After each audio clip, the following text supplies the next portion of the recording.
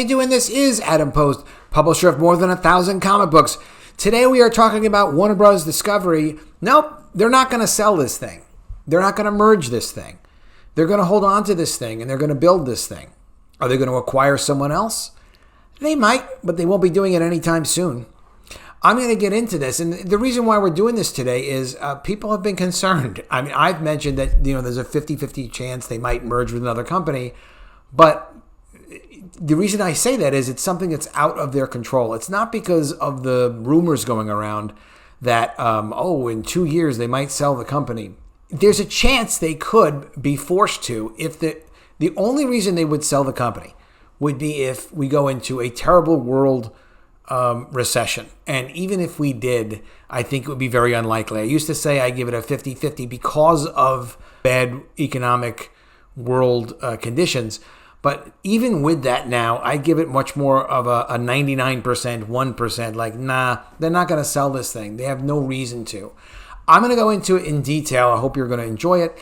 Before we do, please do subscribe to the channel. Click the bell for notifications. Give me a thumbs up when you like it because it's a huge help for the channel. And even sharing it too on your social media, that's a huge help. Thank you. I've seen you guys out there doing this, and that really does help me. It helps me cover more and put more time into this. Okay.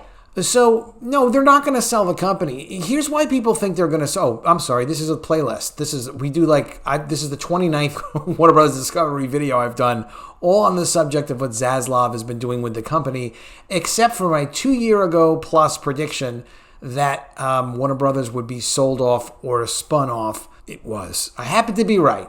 Let's get into I'll put the link for the playlist in the contents of the description. Okay. This is the article that's gotten people nervous. Hollywood Reporter said, Warner Bros. Discovery has bigger problems than its DC search. Like, well, of course they have problems. Yes, they have debt. Look at that. Poor David Zaslav has to carry all these bills on his back as if he's in a Superman costume. Just so you know, all right, before you even read something in Hollywood Reporter, it's the same thing as reading CNN or MSNBC. They are not in love with the smiling and happy David Zaslav. They want this David Zaslav, the one from Hamptons.com that hangs out with Nancy Pelosi and Oprah and Chuck Schumer. That's the David Zaslav they want. They want the woke David Zaslav. They want the progressive David Zaslav. They don't want this guy who seems to be focused on merit all the time. Making money, cash flow, business. That's what he's about. He's about that. And he's also really passionate about nurturing brands and brand value. That was something I have to go find the clip for you guys and do a separate video just based on that. Because it was years before the merger. He's talking about how brands need to nurture the consumer. I'm like, wow, nurture? It's got to be nourishing. I'm like, that's one hell of a statement. It's not just don't undercut what you expect from a brand. It's that people should feel love and reinvigorated from the brands that they consume content from. Who else would you want protecting intellectual properties other than someone that says that the brands have to be meaningful and consistent with the expectation of the experience? So this is the article. Hollywood Reporter, it's for industry people who are focused on agendas. It's not something where they're just giving you the latest news in a non-biased way. And when you think of it that way and you realize oh yeah, they're using it as a tool, then you get kind of a sense of oh, okay, I got you, narrative engineer. Let me just look a little skeptically at what some of the things are that you're saying. Okay, so before we even look at the statements in this article, since we just showed all the bills that are on poor Superman's Zaslav's back over there, can he pay these bills? Can he keep up with this debt? I mean, that's a reasonable question. This is coming from Motley Fool today. A very cool finance website. It's fun to read. They have good ideas. They were absolutely right about Marvel stock back in the day. They have a good reputation. But they just basically break out numbers here. So let's look at how much money they have coming in at Warner Brothers Discovery to pay their bills. And the bills we're talking about that are most serious are that $50 billion in debt, which is a lot of money. Warner Brothers Discovery's long-term plans. Prior to spinoff, Warner Bros. Discovery planned to generate $52 billion in annual revenue in 2023, which, by the way, is not that far away. That included $15 billion coming from its direct-to-consumer services and its adjusted earnings before interest, taxes, depreciation, amortization. So that's EBITDA. So that is income before investments. Okay, that's the basic way to look at it. So the projection rose to $14 billion with a free cash flow conversion rate of 60%. The numbers are going to be a little bit less than that. What's free cash flow? Free cash flow is cash from operating activities less capital expenditures. So having to spend money on could be content, could be any number of things. But that is extra money that's available to be used. Okay, that's the best way to put at it.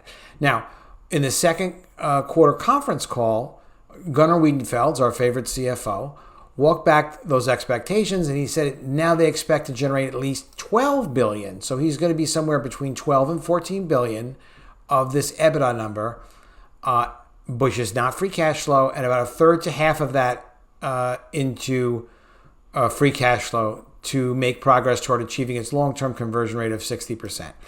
So they're not expecting as much extra free money laying around. At the same time, they're going to be conservative when they're talking about those numbers.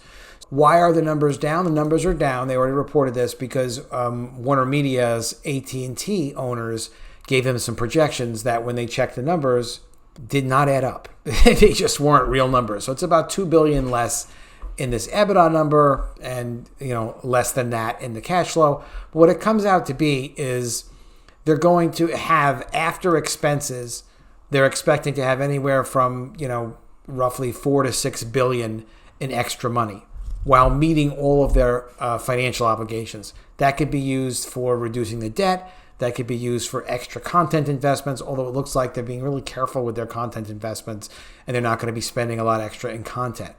But just to understand, how much money are they actually paying in interest?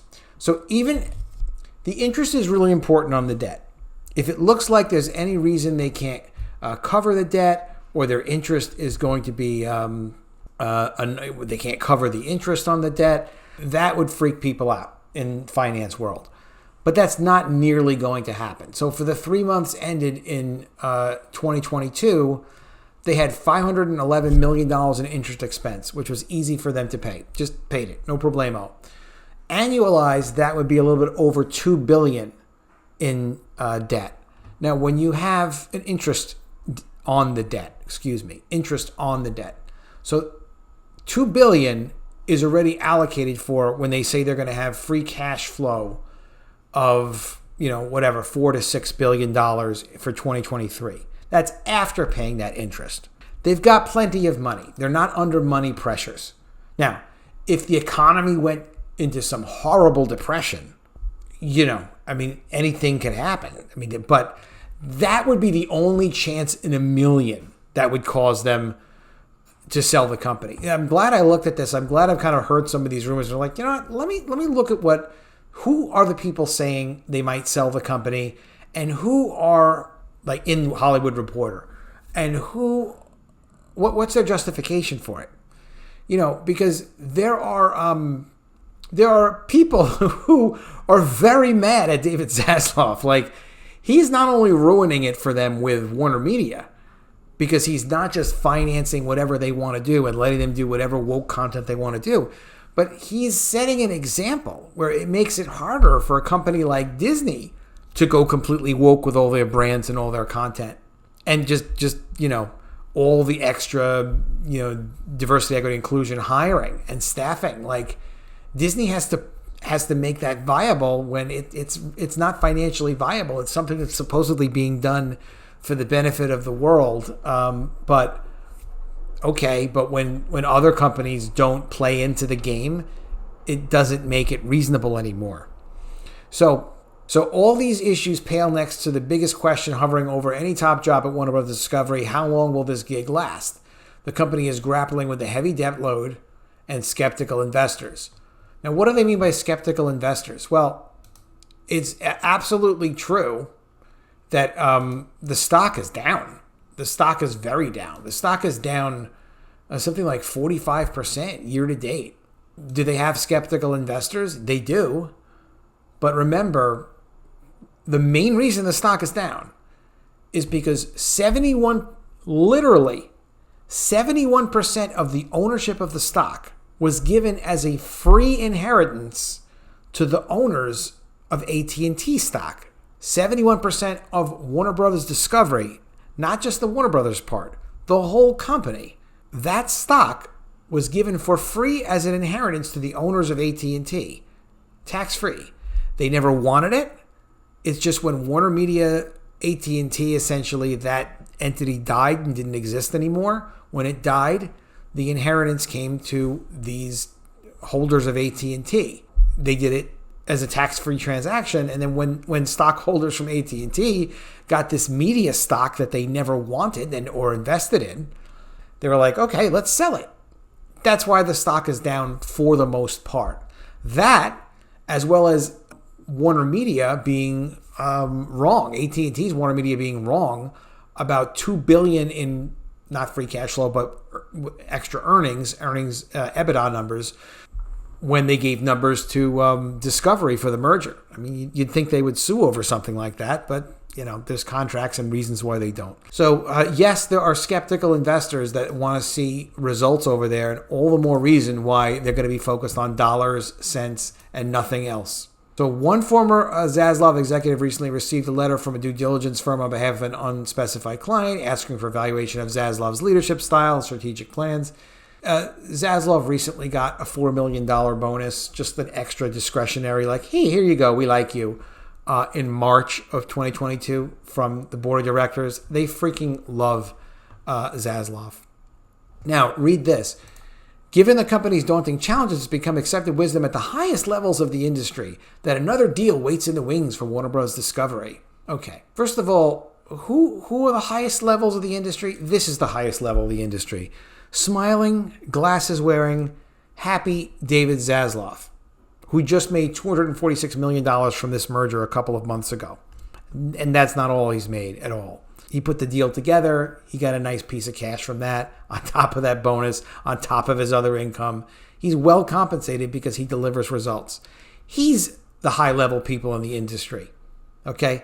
The agents and the managers who all make 10%, or whatever their deal is, it's roughly that, 15 sometimes, from their clients for doing deals. And that's all well and good. They're not happy with David Zaslav because he's all dollars, cents, and no woke anymore. Of course, they're out there slandering him, saying, oh, yeah, they're going to get bought out. They're going to get whacked. They're not going to be independent. What would happen to the value of Warner Bros. Discovery if it was allowed to go woke? What do you think would happen to the value if you put all of that sand in the gears of their operation? If you said, you know what? Let's reconstitute a really powerful diversity, equity, and inclusion entity inside of Warner Brothers. Let's make more investments in representation. Let's take Batman and just focus on representation with our most valuable brands. And let's only do that. In fact, let's get rid of Batman and just have Batgirl become the new Batman like they're doing with Ironheart and Iron Man. What do you think that would do to the value of Warner Brothers Discovery? It would absolutely destroy it. It would absolutely destroy the value. So unless that's something that Zaslav decides to do while he's in control, it's going to be very difficult to get control of a company with the $50 billion in debt and then say, now I'm going to go in and destroy the brands that are creating the cash that's actually comfortably paying for $50 billion in debt. It doesn't work that way. You can't do that. When you have someone like Bob Chapek and he's installed, and there he is, he's happily destroying Disney, he's in control of it. But you can't acquire something just to destroy it and not lose so much money. I mean, they'd have to lose how much money? They'd have to be willing to lose 30, 40, 50 billion. As we saw recently with Twitter, when Elon Musk wanted to take over Twitter, and he was willing to pay whatever it was going to be, $44 billion, and Twitter was so busy looking for other people to buy it, when it came time to put the cash up, the woke people don't want to put up that much cash. The whole game is you got to get control of something very cheaply and then destroy the value like termites in a house. Termites don't buy houses. They sneak into houses. So, no, there aren't going to be so many termites able to go ahead and take the company. Okay, so for reasons related to the complicated structure of the merger, no negotiations can happen until 2024. What is that again? That is because of the inheritance of the ownership of 71% of Warner Brothers Discovery by the AT&T shareholders. They did a transaction called a reverse Morris Trust. I am not a tax expert, and you don't want to hear it even if I was. So basically put, it just means that you can't. There was no tax paid for getting that inheritance of the stock for the AT&T stockholders.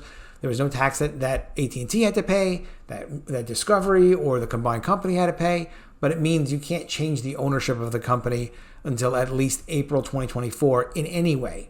But then just because you can change the ownership in April 2024 doesn't mean they're going to be changing the ownership. That absolutely doesn't. At that point, many industry observers believe that Comcast's Brian Roberts will make a long-awaited move looking to combine NBC Universal and Warner Bros. Discovery. That deal would face some interesting antitrust issues, but would give his company scale and a viable streaming service. Now, you look at it, though, from Zaslav's, here's another funny thing people are saying, and this is the real giveaway. There are some good synergies. I'm sure Roberts is licking his chops because the Warner Bros. Discovery stock is so low. Is this guy an idiot? Yes, the stock is low. It's all 45% this year. Is Zaslav some kind of a moron? Is he going to say, oh, you know what, my stock is low, let me do a transaction? Even though 71% of a lot of money changed hands, a lot of stock ownership changed hands with Warner Brothers Discovery when the merger with Warner Media was done. Before that, it was controlled by John Malone, who is a cable industry veteran, multi-billionaire. And he gave up his control of the company so that this merger could happen.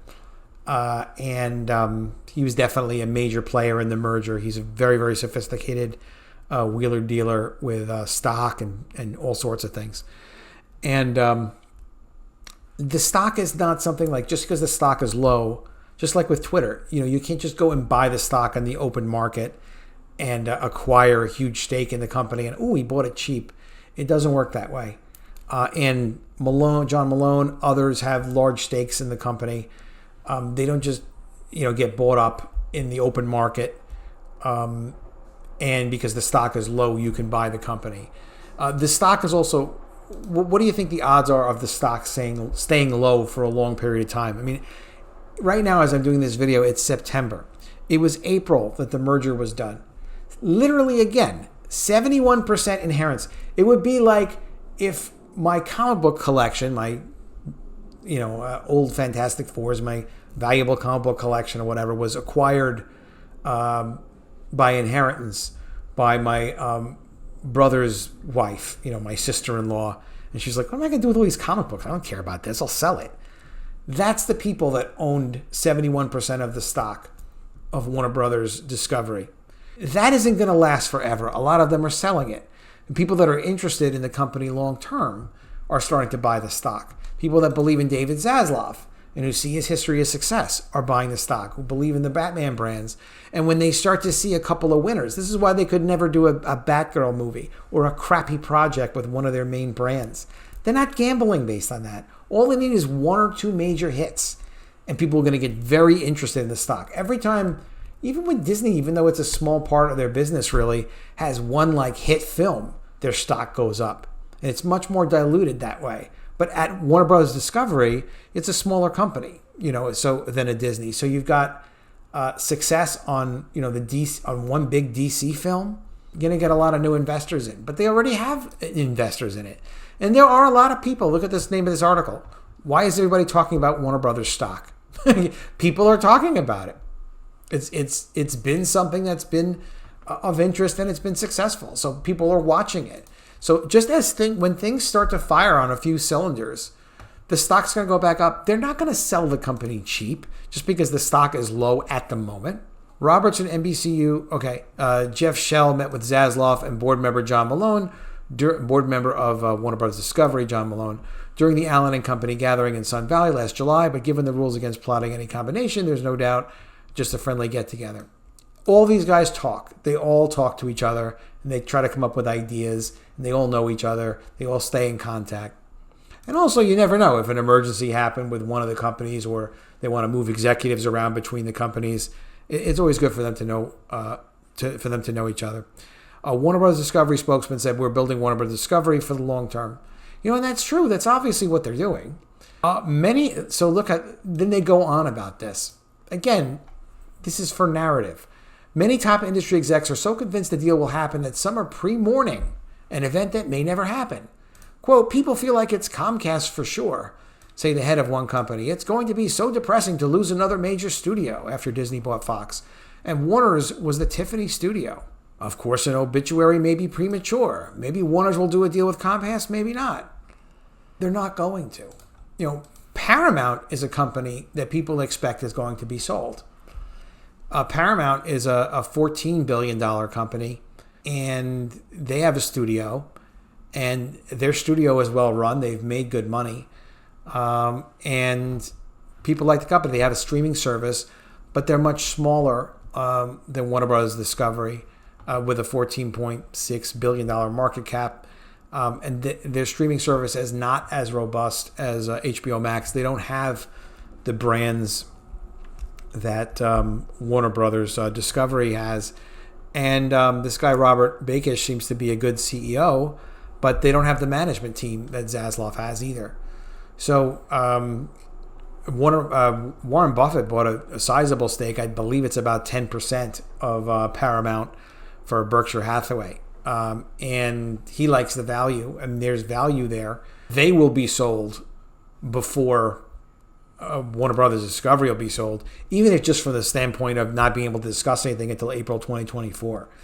But that said, they're looking to clean up the company, get the stock price up, and create value for their shareholders. That's what they're going to do. The future of Warner Brothers Discovery, this is how it's described. So what are their long-term plans? They expect to generate at least $12 billion in EBITDA and have a third or half of that be free cash flow, which is extra cash they can use for investments and paying off debt and things like that. It is still a high debt, and that is why it's important to kind of keep an eye on where are they at with debt, what are people saying about their debt, not in Hollywood Reporter. What you want to watch out for with potential changes at Warner Brothers Discovery, which I don't think could result in a sale, but in a million years could result in a sale, would be if the debt of Warner Brothers Discovery is downgraded by rating agencies, Moody's, places like that, and you see people talking about their debt specifically being downgraded, not being high, being downgraded, or God forbid they couldn't pay their debt or something like that. Literally, not like projections, oh, maybe they won't be able to, and like, no, not that. Literally, they've been downgraded. When something happens, that's when it's a problem. That's when it's an issue. But guess who knows that? Him, Gordon Wiedenfeld's, the rest of their team, they were managing high debt at Discovery in the first place. And why did Discovery have high debt? I think it was $14-15 billion on its own before the merger with Warner Media. Because you have debt in a business like theirs, you increase your return on investment. The money you actually have to put in to be able to have a company grow and have value, you take on debt so that you don't have to invest $15 billion, let's say, or in this case now it's $50 billion at the combined company, and try to get a return on that. The way you use debt to get leverage. Just like when someone buys a house, they don't usually buy a house for all cash. They put some cash down, they borrow money, and they get a bigger and a better house than they would if they had to pay cash to buy a house. Put 10% down is different than putting 100% down. If you had to put 100% down and all you had was that 10% deposit, that would not be a very fancy schmancy house. You wouldn't be able to get as much of a house. And there are other financial advantages to be able to manage debt like that. It's also great discipline at the company to be like, okay, we can't mess around. We have to be profitable because we got this big debt to worry about. It keeps everybody's head focused. What are their challenges, according to the Motley Fool? While their growth rates don't look terrible and their enterprise value of $78.5 billion still looks cheap at just 7 times next year's adjusted EBITDA. Now, what's the enterprise value? The enterprise value is the market value of all the stock plus their debt. So they're saying that if you wanted to buy this business without putting any debt on the business, to buy the business and have it be debt-free, you'd have to write a check for $78.5 billion. If they were willing to sell it, which they are not. And when they're saying it's 7 times adjusted EBITDA, it's their income, whatever it is, 12 billion they're expecting to get in this essentially income EBITDA number is 7 times that. So that if your business made, be a pretty good business, $12 billion a year in usable money and usable income, it would be worth 7 times that number. So that is relatively low. Netflix has a forward income ratio like that, EBITDA of 16. So even with Netflix's stock being tanked, it's still considered much higher in terms of value. It's higher priced than Warner Bros. Discovery. However, Warner Bros. Discovery's future relies on its ability to keep pace with Netflix, Disney, and Amazon, and other tough rivals in a margin-crushing streaming war. So to follow that, Warner Bros. Discovery is cheap compared to Netflix because they have aggressive competitors they have to deal with. And it's understood that Netflix has a sizable share of the market. People feel like it's not necessarily going anywhere. And even though the stock went down a lot, they're still more generally confident about Netflix's ability to stay number one than Warner Bros. Discovery's right now. Warner Bros. Discovery still insists it can reach 130 million paid direct-to-consumer subscribers, including both cable and streaming viewers, by 2025. And cable viewers and streaming viewers combined. And you know what? These numbers get messed around and mushed together. Disney recently put out that they had, I think it was 232 million subscribers, which was more than Netflix. But the way they count some of those subscribers, some of those are free subscribers because it's part of a bundle. You purchase a bundle of a few different streaming services, 3 different services or something. They count 3 services as a one service subscription as actually 3 subscriptions. So the numbers get fuzzy. So what they're saying here is even if Warner Bros. Discovery gains 2 million subscribers each quarter through the end of 2025, Warner Bros. Discovery would only end the year with 120 million subscribers. So that said, the real main risk for Warner Bros. Discovery is if Zaslav left as management, God only knows what would happen to the place. But he doesn't seem like he's going anywhere. If the world had a depression, that screws up every company. No one's going to be writing a check for $78 billion to buy Warner Bros. Discovery anyway. So the chances of them being sold are probably 0 or close to 0. Keep in mind, The Hollywood Reporter is there to create narratives for the Hollywood community, and the Hollywood community is all woke. A recent article they did in August was talking about how Warner Brothers Discovery has legal problems potentially because of antitrust problems, because they may be a monopoly, according to some members of Congress. This is a serious article they actually did in their legal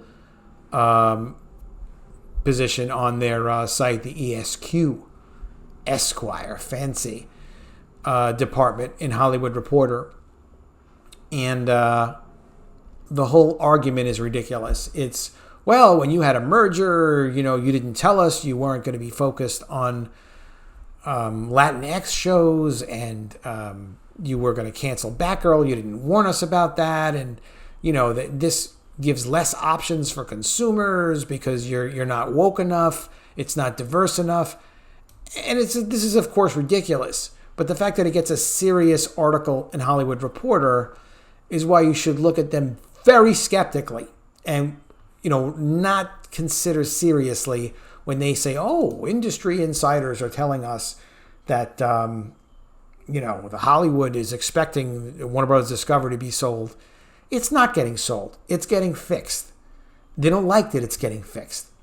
Every piece of woke infrastructure, woke human resources, woke brand destruction that's been going on at Warner Media is not going to be there anymore very soon. A year from now, you can imagine the company is going to be a very different company, and they will have some wins to show for by then. All right, Check out, if you haven't seen it yet, the playlist. I'm going to go ahead and make sure that's in the description and the contents below. Check it on out. Be sure to subscribe to the channel. Click the bell for notifications. And I will see you again soon with another video. And if I don't see you, I will miss you.